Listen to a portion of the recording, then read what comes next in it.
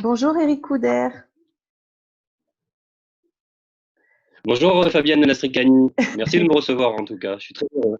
Alors, c'est moi qui vous remercie d'avoir accepté l'invitation. Donc, alors, on s'est connus via les réseaux sociaux et j'ai eu la chance de répondre à vos questions Oui, de votre podcast. Donc, on y reviendra après. Vous m'avez adressé oui, votre dossier presse que j'ai étudié précisément hier soir et j'ai découvert donc le parcours d'un homme passionné. Et là, vous venez de me dire autodidacte. Vous avez fait oui. beaucoup de métiers que je vais évoquer. Avant tout cela, donc, vous êtes originaire d'Arles? Ah oui. Je suis né à Arles, mais je suis d'un petit village qui s'appelle Fontvieille en fait. Je dis toujours Arles parce Fontvieille, qu'on oui. connaît mieux Fontvieille, on connaît mieux Voilà, Arles, mais voilà. Oui. d'accord. Donc, Mais vous êtes de... c'est ça, je suis né à Arles, vous avez raison, hein, tout à fait. Donc, à 12 ans, vous avez... Donc, c'est là que commence votre histoire. À 12 ans, vous montez votre première pièce de théâtre. Et ce Oui, sera le début d'un long parcours. Donc, vous me disiez, on va dire, de passionné. exactement. Oui, autodidacte. Donc, tout le parcours que je vais décrire, vous êtes adapté en fait à, comment dire, vous avez saisi des opportunités, vous les avez provoquées, la vie vous a Alors, présenté des... alors, j'ai plutôt provoqué les choses, mais j'ai eu de la chance aussi. Je l'avoue, il y a toujours un peu de chance également. D'accord.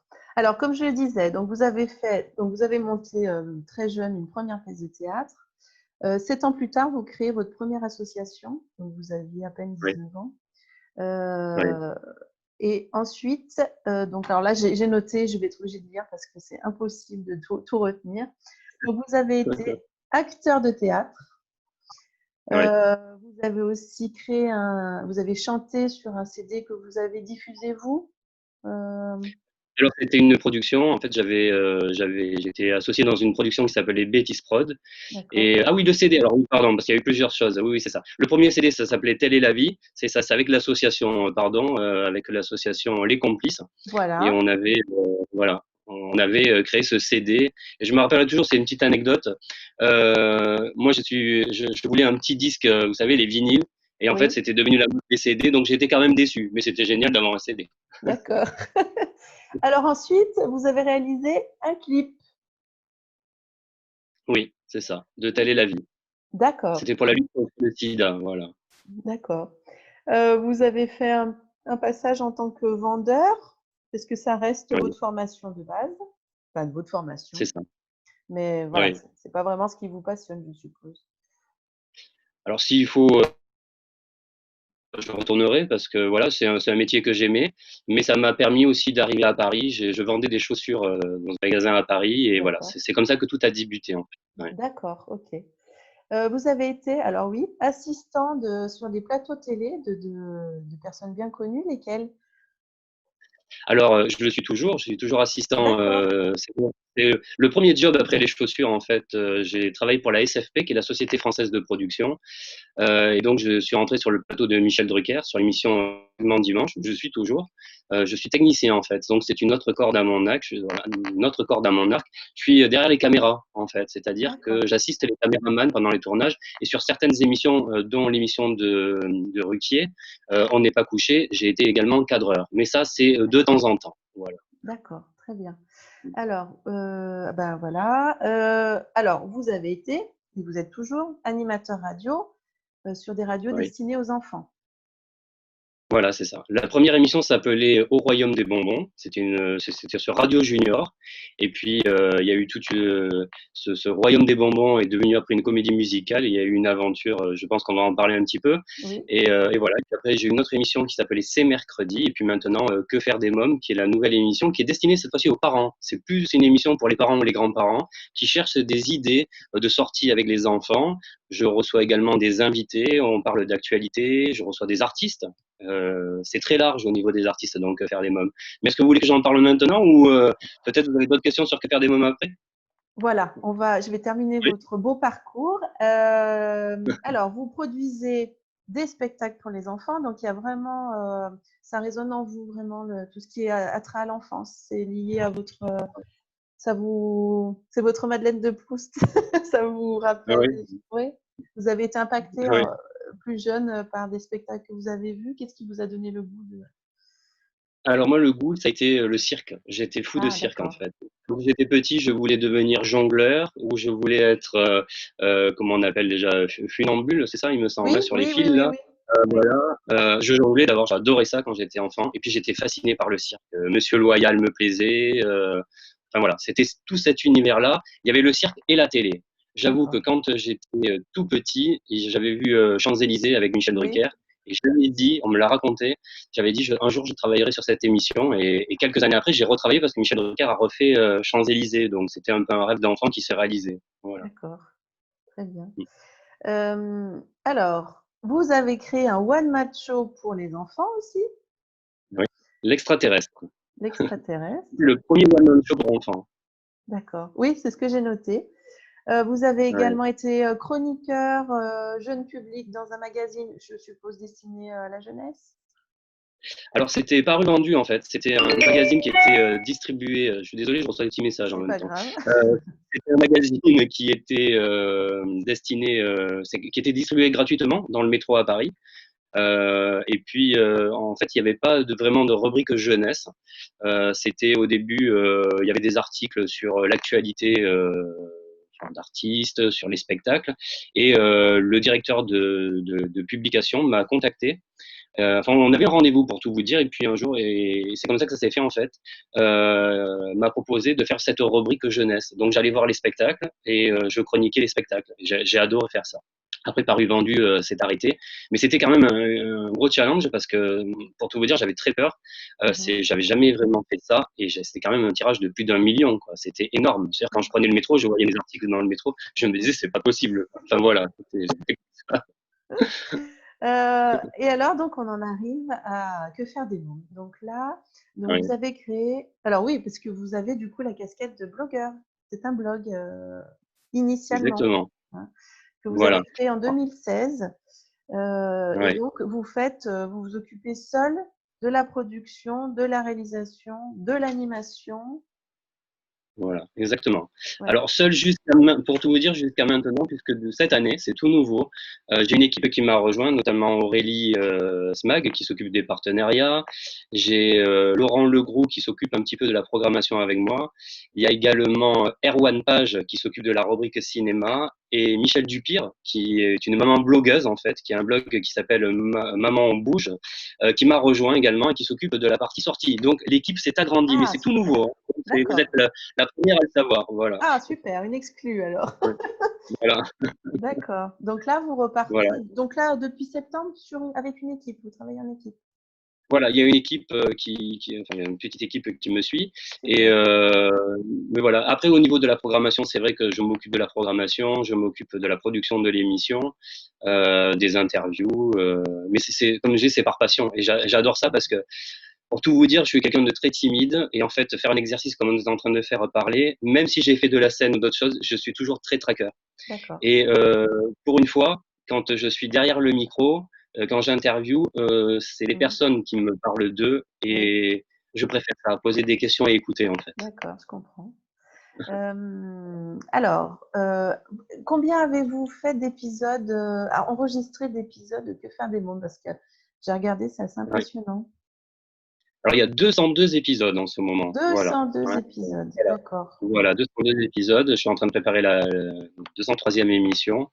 L'émission est très large parce que je reçois des invités. Alors c'est très variable, ça peut être des fois une invitée d'honneur. J'ai eu Carla dernièrement, qui est une jeune artiste qui a quand même qui a fait une grosse carrière là, hein, qui est en train de faire un carton puisqu'elle a sur TikTok la nouvelle application. Donc je suis pas Mhm. très branché sur TikTok, mais je sais que c'est la seule artiste française qui a eu 1 million de vues comme ça. Enfin c'est énorme hein, D'accord. aussi. Hein.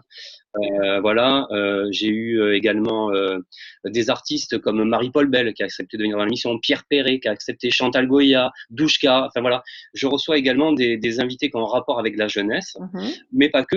Avec Marie-Paul Bell, on a parlé, on a défendu également une cause des jeunes qui sont des jeunes homosexuels. Donc c'était Mhm. très intéressant avec elle. Elle m'a parlé bien sûr de sa carrière, mais on a eu un sujet intéressant.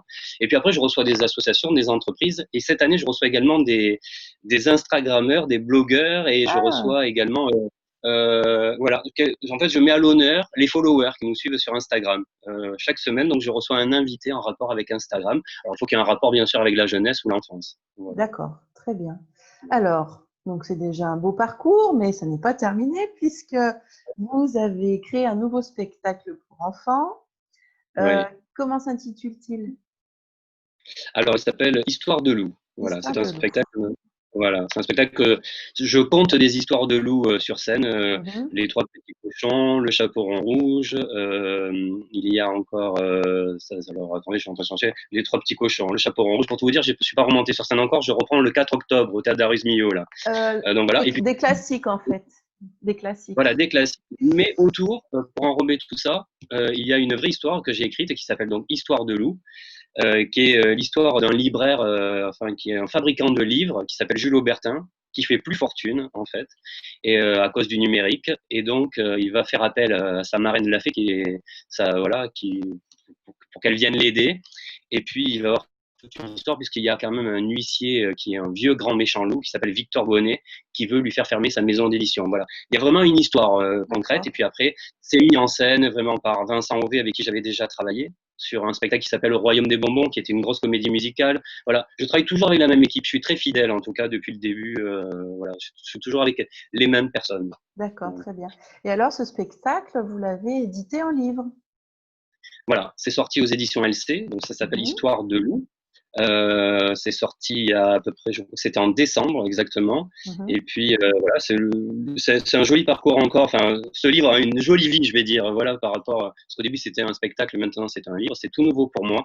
Mais ça, alors ça, j'ai adoré le fait de pouvoir me mettre maintenant parce que je le fais. Parce que je prépare une collection jeunesse en ce moment avec la maison Mhm. d'édition LC. Et donc, tous les matins, je me lève très tôt, pour tout vous dire. Oui, Je suis j'imagine. levé vers 5h30, 5h30, 6h, des fois même avant les Ouais. émissions, et je travaille sur l'écriture de cette histoire. Mais la nouvelle collection, ça va être vraiment une histoire récurrente avec une petite souris. Alors, je peux pas dire encore le titre, parce Non. que ça sortira bientôt, ça sortira fin septembre, pour tout vous dire, mais je peux pas dire le titre.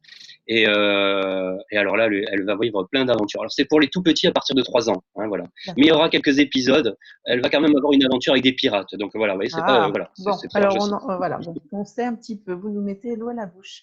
Et puis le futur, un des futurs projets, donc cette collection de livres et une chaîne YouTube aussi. Ouais. Donc, voilà, dans les tuyaux. Oui, je travaille actuellement alors avec James Mantos, avec qui j'avais déjà travaillé, qui a réalisé l'émission C'est mercredi, émission de radio, que j'avais fait il y a quelques années. Et puis on est toujours resté en bons termes. Et cette année, en fait, pour tout vous dire, j'étais en Corse cet été.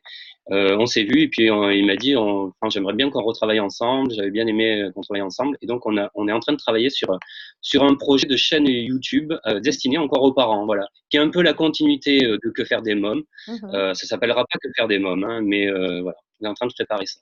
Super. Alors pour terminer, est-ce que vous pouvez nous dire comment peut-on suivre vos aventures? Où est-ce qu'on peut vous Alors, trouver? Alors, on peut me trouver. Alors, si c'est Eric Couder, déjà, j'ai un Instagram, j'ai un Facebook, j'ai un Twitter. Mhm. Voilà, donc là, il y a toute l'actualité liée au livre et toutes les activités. Et puis, sinon, après, sur Que faire des mômes, donc c'est pareil. Que faire des mômes, c'est quefairedesmômes.fr, c'est le site internet. Il y a également le podcast qu'on peut écouter sur toutes les plateformes audio, hein, le Mhm. podcast Que faire des mômes. Donc, c'est sur Spotify, sur Apple Podcast, Google Play, etc. Sur quefairedesmômes.fr, et ça, je crois que je l'ai dit. Et puis sur les réseaux sociaux, Facebook, Twitter et Instagram. Je suis très présent sur Instagram avec Que faire des mômes, et j'aime bien communiquer justement avec les mamans, les papas, les professeurs également, parce qu'il y a beaucoup de professionnels qui nous suivent également, des entreprises. Et pour Histoire de loup, c'est pareil. Histoire de loup, là, il y a un site qui est en construction, mais il n'est pas encore en ligne. Mais par contre, il y a l'Instagram, la page Facebook et le Twitter. Toujours pareil. En tout cas, sur toutes les activités, il y a un Facebook, un Twitter et un Instagram. Et sinon, rendez-vous sur le site. Là, vous avez toutes les infos, ericouder.fr. Là, il y a toutes les infos. On retrouve toutes les infos sur votre site. D'accord, très bien. Voilà. Eh bien, écoutez, merci beaucoup, Eric. J'espère que vous êtes moins stressé. Ben, merci, Fabienne. Ça s'est très, très bien passé. Oui, toujours le. Et longue vie donc à Que faire des mômes, à la future chaîne et à vos livres. Merci beaucoup encore, Eric. C'est moi qui vous remercie de m'avoir invité avec grand plaisir.